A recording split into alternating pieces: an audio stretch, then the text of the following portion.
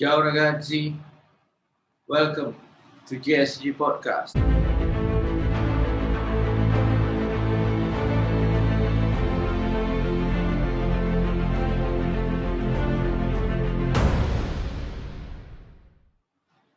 Hello and greetings to all Bianconero families around the world.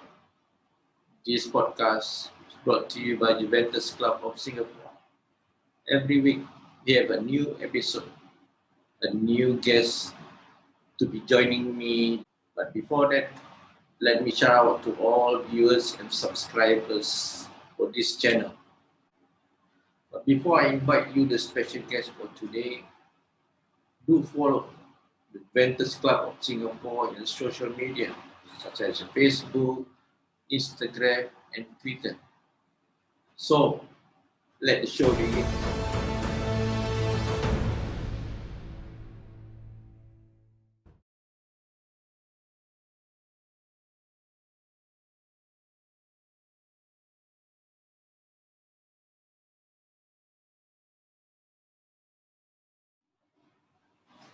Okay, guys, for today's special guest, we have our president, the Juventus Club of Singapore. Hi guys. Okay, he will introduce himself and how's everything got started with Juventus. Okay, Assarie. Yeah, hi guys. My name is Assarie. I'm the current president for Juventus Official Fan Club Singapore. Okay, my story goes as follows. I started supporting Juventus in 1996, back when I was 10 years old. I can't remember the first game I saw, but it was before that. It was because of Roberto Baggio. I remember he was playing for Italy in 1994. Then I got to know that he played for Juventus, but I didn't really follow Juventus in 1994. So when I was flipping through the channel there, I saw Juventus on TV. That's when I started falling in love with Juventus. I can't remember which game was that, and my favorite player was on TV as well. I fell in love with Alessandro Del Piero till this day. But too bad I have not seen him play live, even though I have watched Juve played 3 times in my life so far. But have you met him in person? Unfortunately, no. I wish that day would come. Yes, me too. I think everyone wish that dreams will come true. Maybe I have to go to LA and go to his restaurant maybe one day. Okay, so have you visited the Allianz Stadium in your life and you are supporting Juventus? Yes, I had a great experience of visiting the Allianz Stadium last year with my lovely wife. We went for the stadium tour and we managed to catch the Juventus versus AC Milan game, which we won 2-1 with Paulo Dybala and Moise Kean scored, and he scored the winning goal. This is coming from an Italian football fan. When I saw the players in the tunnel, I also got a glimpse of Gennaro Gattuso and Paolo Maldini, who are also my heroes because I support the Italian national team. Okay, now let's talk about the Juventus Club Singapore. Okay. So, like for our viewers, they want to know more about the club. So, what's your view, or you can tell them briefly about the club? We started in 2015 as an official official fan club. It's been 5 years now. We just celebrated our 5 years anniversary back in June, is it? July. July, yeah, sorry. Mixed up with the dates. We have around 100 plus members. And to those who are interested in joining, you can always sign up through our Facebook page or our Instagram. There's a lot of benefits, getting discounted jerseys from Crown Sports, discounts from restaurants, Italian restaurants. Which restaurant is that? It's owned by one of our members as well. You can get the more info on our Facebook page. So it's like, for example, if the viewers would like to sign up, what it's the, what to say, activities that's the club. We have match viewing sessions, and mostly every weekend. If the timing suits the local time, most of Juventus matches starts at 3 a.m. 2:45. So if we get a match which starts at maybe 7 p.m., 9 p.m. or 11 p.m., we all meet up, gather at Sahara restaurant at Boki, and we watch the match together live. Another activity which we all do together as fan club members is we play in a futsal tournament at McPherson, but currently now due to the COVID-19 situation is put on hold, so we are just waiting for the league to resume back, and I can't wait for play soccer with my teammates, my club members as well. So for, let's be rated, already the club already exists about 5 years established. So did you see great things happening, or you want to see more what the club is achieving? Of course, I would like to see our club grow. I've seen it grow for the past 5 years. I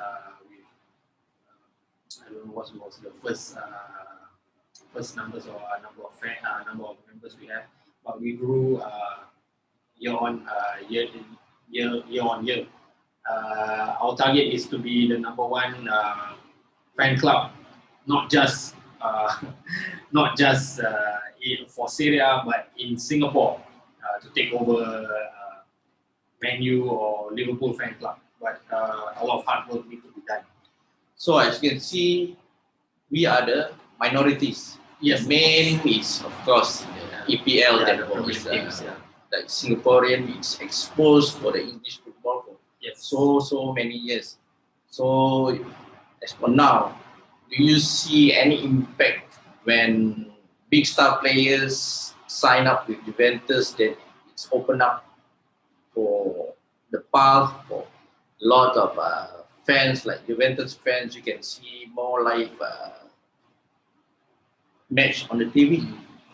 I think personally I feel there's more that is needed to be done, not just the signing of Cristiano Ronaldo, because we want more viewership, not just for Juventus, for Serie A as a whole.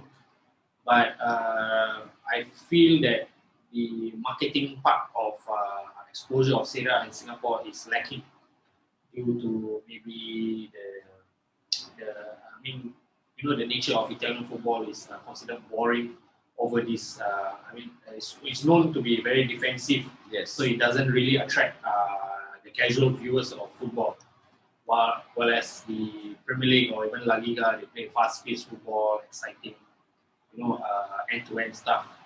But this season so far, Serie A has been quite unpredictable in terms of the goal scoring. A lot of goals have been scored for the past few matches, more than 5 goals a game, which is a good step. But personally, for me, I have no issues of we're not scoring goals, because Serie A is known for being the best defensive league in the world, especially in the 90s. That's what we're known for, great defenders. But as we have to keep up with the times, Italian football have to evolve. So they are changing the game. Okay, now let's move on to the Juventus match. Let's flashback the game against Spezia.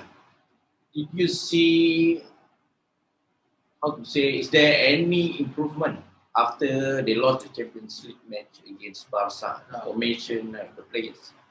The Barcelona game was, I feel, a bit underwhelming, even though Barca was going through a rough patch, and Messi not really 100% committed to Barcelona due to some contractual issues. and their backline, they didn't have PK, they didn't have Umtiti. We did score 3 goals, 3 offside goals, which I feel is a bit harsh for Morata. I think at least one of his goals should have counted the hand which went stick out. They didn't really give in an advantage in an offside position. So I believe UEFA should review the rules. Maybe in future, next season one, they should review the offside because there's too many offsides. And to bounce back from that loss against Spezia, it was, it was a bad game, I feel, against a newly promoted side until Cristiano Ronaldo came in and rescued us with his performance, with his brace.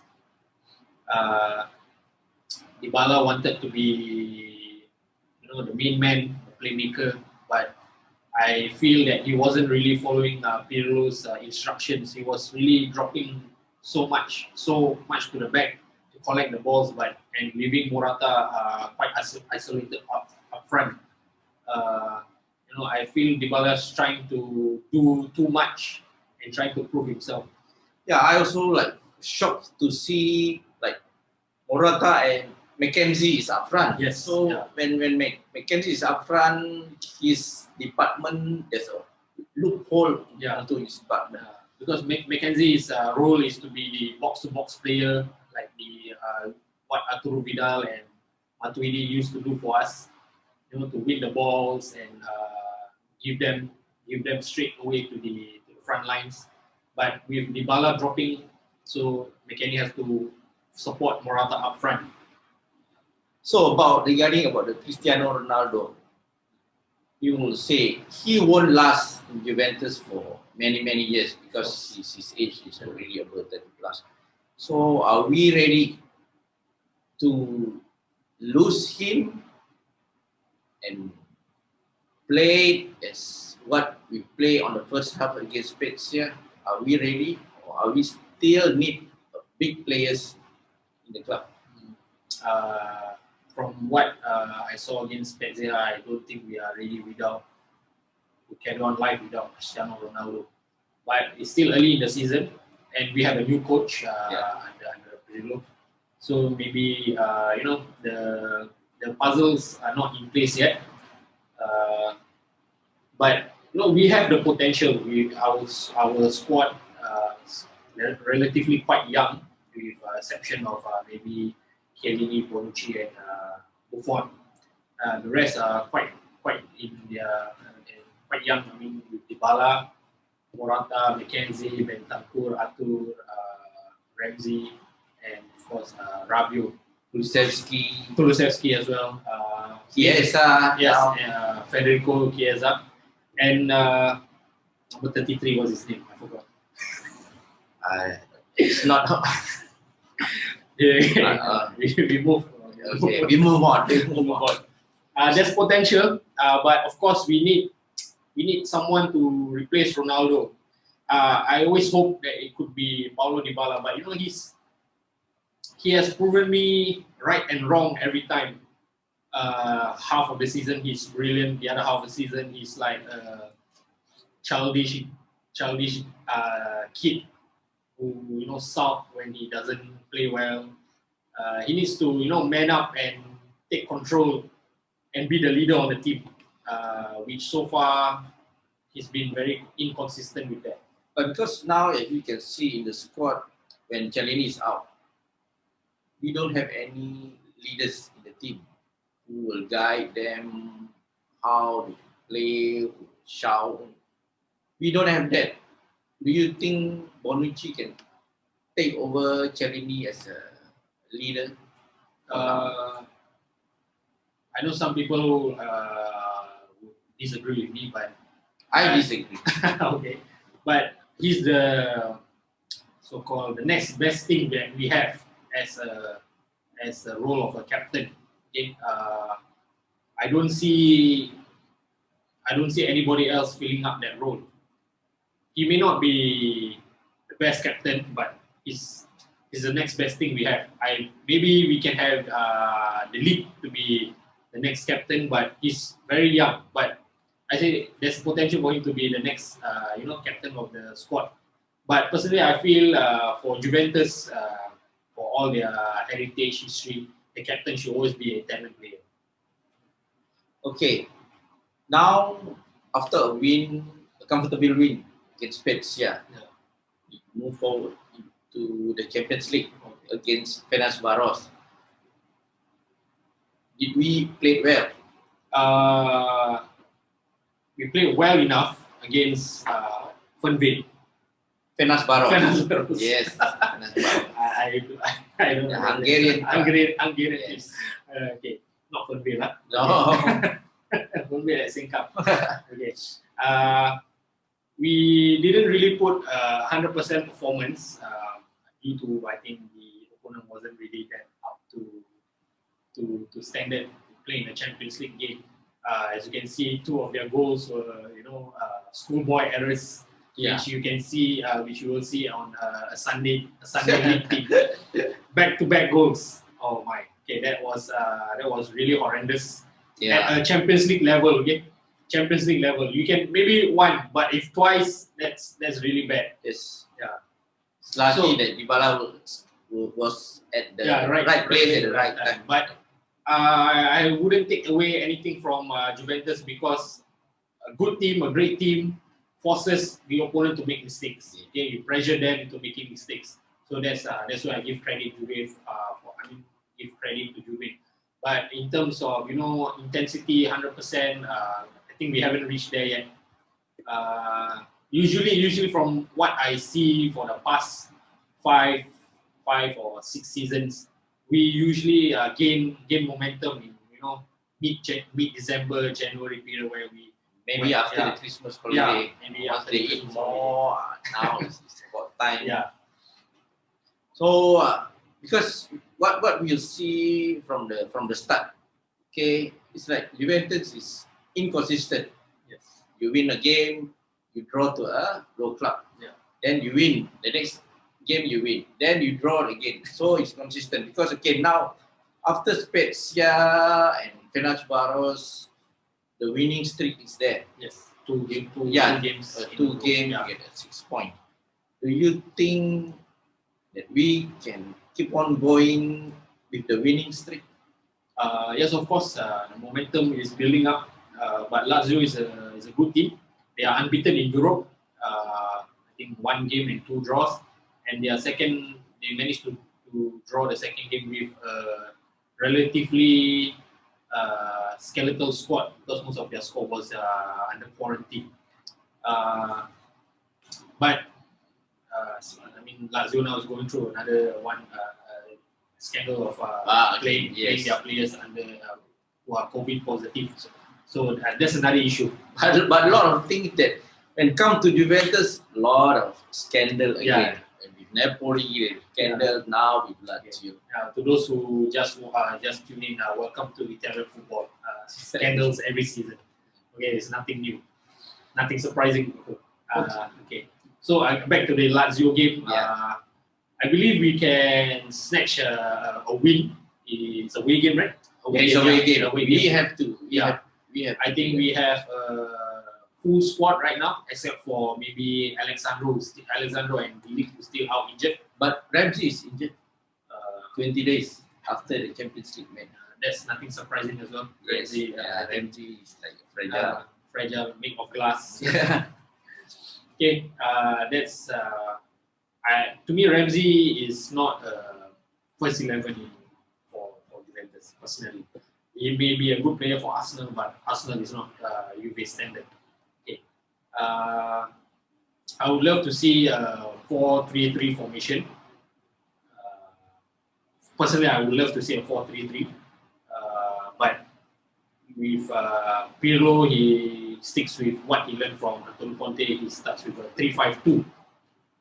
But defensively, they changed the formation to 4-4-2 defensively. But attacking wise, they changed to 3-5-2 with who's on the right. Because now you can see Pirlo don't choose his first 11 yet. He's still Yeah, he's still- experimental with lots of players. He's moving Yeah. them around. He's still guessing who's the best 11 for his squad. And okay, I mean, he's a new coach. He still needs to figure out his squad. What's best going forward, which can bring the best results. So far, I think he's still figuring out 3-5-2 with of course Chesney at the back. Yeah. Then the three centre back with Danilo, who's surprisingly playing very well this season as a centre back instead of a right back or wing back. Then Bonucci and Chiellini, three of them. Then the two wing backs with You prefer Cuadrado or Kulusevski? on the right wing back, I prefer Cuadrado. I think he's custom, fitting very well into that right wing back role. And on the left is Chiesa. He's fast. He's fast, but Yes. defensively, he's not a defensive player. Yeah. He's an attacking player. So we're just waiting for Alexandro to come back and fill that role, so he can be pushed forward. Chiesa. Then The two centre midfield, who will you two choose? centre mid. I would love to see more of Artumelo and Bentancur to play together. I feel they have a potential to be maybe not as good as Xavi or Iniesta, but that kind of chemistry. But surprisingly, when we see Bentancur have the potential to become a great player when he's under Assarie. Yeah. But now he doesn't show what he's capable of. But Rabiot instead is moving up to that level. So maybe a different coach, different instructions. So players' way of playing has changed. But he's still young. He still can learn more from Pirlo. Still needs to pick up Bentancur. So Rabiot is playing well as well. Yeah. With and the other centre mid is Ramsey, who's out injured. Then the McKennie. Weston McKennie, who's very young and very energetic. I feel that he's not ready to start for Juve yet, but he always can come from the bench and give that burst of energy and to chase players, run down the opponents. Then the three up front, is it three? 4, 3, 5, 2. 3, 5, so 4. So three more players to go. Okay. Or 3, 4, 3. Okay. 3, 4, 3. Or you want to play 3, 5, or 3, 4, 1, 2. Yes. That is my preferred 3-5-2 formation. So behind the striker, I would like to see, of course, Kulusevski, who's been brilliant for us so far. He scored, I think, 2 or 3 goals this season. And up front, I think I have to put Dybala on the bench. Start with Ronaldo and Morata. Then, if Dybala, I think he needs to change his game. If he wants to really drop back, he wants to be the playmaker, he can play in the hole. The number 10 role behind the striker. But so far, I feel that he wants to play that position, but he's not playing it to his very well in that position. Or maybe it's because his contract agreement, what he wants, he never gets, so he feels very unmotivated to perform well. I feel you're a superstar in Juve, or even in world football. Everybody knows Paulo Dybala. You're a millionaire. You're earning 8 or 7 million a month. Yes. A year, and you want to double your salary. And if you are showing that on the football pitch that you're not getting what you wanted, and you're showing the way you perform because you're not getting what you wanted, I feel that Juve don't need that kind of player. We want someone who play for the shirt, play for the club, not for the money. Not for the money. The money will come. Yeah, but just show that you deserve the money. Okay. Now we go to the international friendly game. Do you think it's really necessary for this international friendly with this pandemic going on? It's 50-50 for me because the Euros is coming up next season, and the national teams have limited time to gel up their team to prepare for the Euro 2020 or is it Euro 2021 next season. So I feel that the friendlies are necessary for them to get used to what the managers want from the national team. But due to the pandemic, yes. Now, maybe we could, UEFA could just stop the friendlies and let the players rest and maybe push it to another date. Yeah. But I know it's a difficult situation right now because everything is jam-packed. The schedule is jam-packed. Everything is pushed forward. With the Champions League, you used to have 1 week a Champions League match, and the following week a rest. But now it's back-to-back. I mean, it's great for us viewers, for us fans to watch a Champions League match every week. But the players also need rest. They are actually super athletes, but they are not machines. But now with the squad, with a lot of matches back to back, I think what we see that we have enough and skillful players for a rotation. So it's good, better than when under Assarie there's no substitution when the player gets injured. He doesn't have any good players to substitute. So now with lots of skillful players on the bench, so it is good to see a rotation will make by Pedro. Yes, I agree with that. And not just we have he likes to use youngsters as well, give them a chance to play. I think one of them was Frabota. Yes, yeah, he had the opportunity to play for the first team. So that's one thing good, giving youth a chance for Juve. In terms of squad depth, I believe we have the depth to go the distance in this season. It will be a tough challenge to retain and get our 10th title in a row. That's road number 10. Are we on the right track to road number 10? We are on the right track, of course, with the players we have. But maybe because of our new manager who wants to try new things, maybe it could make it a bit more difficult for us. And our opponents have become stronger with Milan, with AC Milan having a very young squad, and Zlatan Ibrahimovic, the form of his life at the age of 39. And with Inter, who has a very packed, very depth, the squad depth is, with on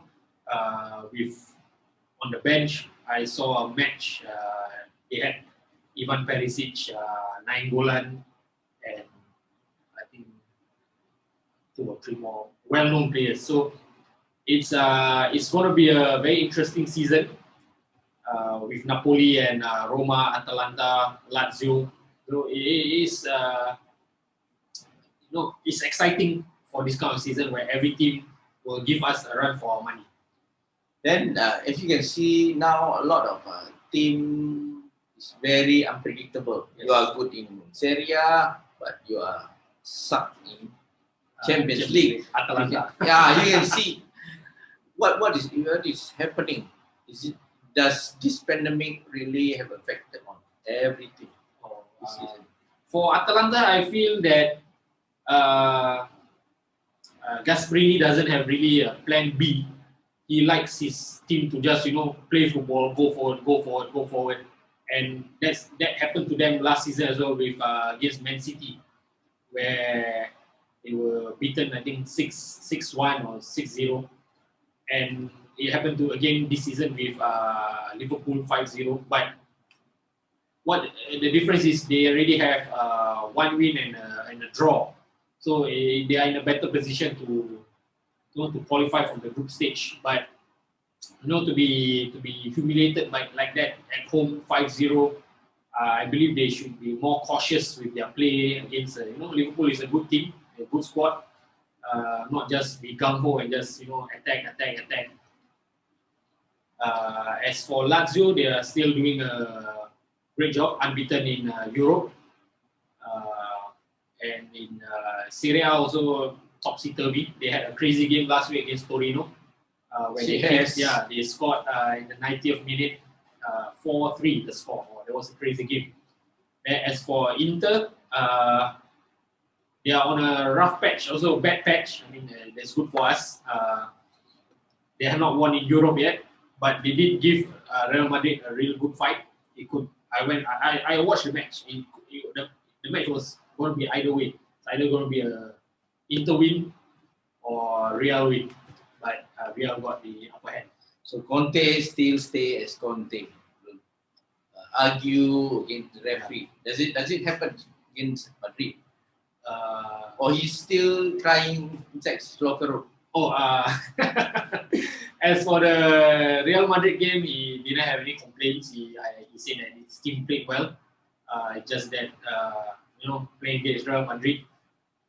But I believe he's going to regret the first two games where they're supposed to win against Shakhtar Donetsk and Mönchengladbach, when they dominated the game, but they only managed to get a draw. So if they don't win the next game at home against Real Madrid, it could be bye-bye for Inter in the Champions League. So I think it's good for Merda to be out from Champions League. So they will now concentrate on the Serie A. But still, the same. Merda is still will go and lose it forever.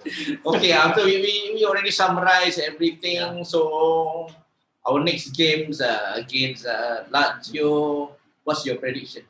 I feel that we will get a win, but a narrow win, either a 1-0 or 2-1. But I'm leaning towards 2-1. So because now, as you can see, against Spezia, we scored 4 goals. Yes. Against Ferencváros, we did score 4 goals. So, do you see the goal scoring touch of our forward? Does it increase? Because when you flash back, when the coach Allegri or Assarie, we didn't score much goals on season. But now under Pirlo, more goals is coming. So, are you happy with the duo partner of Morata and Cristiano? Of course, I'm happy when they score a lot of goals. But the teams which they score against are not really, up to par with us. We have yet to score. I mean, to play well against a really good team. We managed a draw against Roma. We didn't play against Napoli, of course. We struggled against Barcelona, which are the good teams there. I mean, with Crotone, we drew with Crotone. Hellas Verona, we struggled. So, yes, the past 2 games we've scored 4 goals, but Lazio will be a very good test to see whether the streak continues of scoring 4 goals. But I don't believe we will score 4 goals against Lazio, because I think they have quite a good defense with Assarie at the back, I think. Yeah, and mostly a partner. I can't remember. But to get a win is not impossible. It's I think a reachable target with 2-1, with I think Morata and Ronaldo scoring each. So but sorry for it. Okay. One more thing, I think our defense has been quite leaky that is what I am about to say. No. That are you worried that we always conceded goals after goals after goals after match after match? Of course, I'm worried because what I grew up with watching Juve is the defense with Montero and Ferrara, Cannavaro with Thuram, all these great defenders. Chiellini and Bonucci has been a good partnership, but I feel that because of Chiellini's age, he's 35, is it? 35, 36? Maybe this is the last season that he's going to retire. And he's, he's very injury prone, so he can't give really 100% every time during a game. And the concentration level, you need to be 100% for 90 minutes, not 89, not 88, but 90 minutes. That's where sometimes we lack defensively. I hope the league will come back soon and help us solve this problem. But Danilo has been playing well, so there's ups and downs for Juve every season. But defensively, last season onwards, we have been quite poor defensively. I hope that we will improve in the coming matches. Okay, guys. So that's how's the talks going on. Yeah, the prediction, then our opinions of the upcoming match against Lazio. So don't forget, stay tuned with this channel because every week we're gonna have a new guest, a new episode, and new topic to discuss on. Okay, guys, see you around. So let's have a great win against Lazio. Goodbye. Forza Juve. Forza ragazzi, Forza Juve.